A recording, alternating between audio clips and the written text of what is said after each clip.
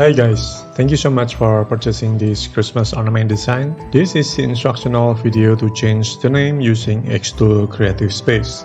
You will only need 4 steps to change the name and prepare the file. First is installing the font. Second, open the file and edit the name. Third, weld the name to the ornament. And the last step is save it as another name. First step is installing the font provided.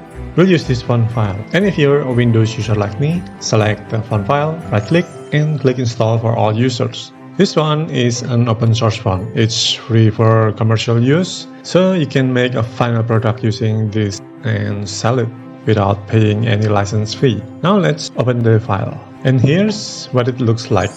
This is for the cutout, is for engrave.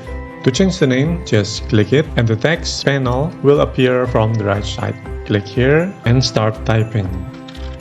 Make sure each letter are touching the top and the bottom bar here, because we need to weld them to the ornament. And when you're done, click the name, hold Shift key on your keyboard and click the outer ribbon.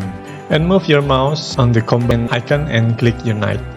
As you can see, the name is welded properly. It should look like this before you cut the ornament. Now basically the file is ready, you can cut it.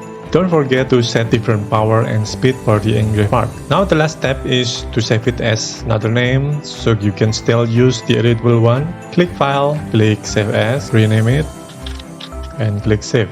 The final XCS file will be located in the same folder with the editable ones. And that's it guys.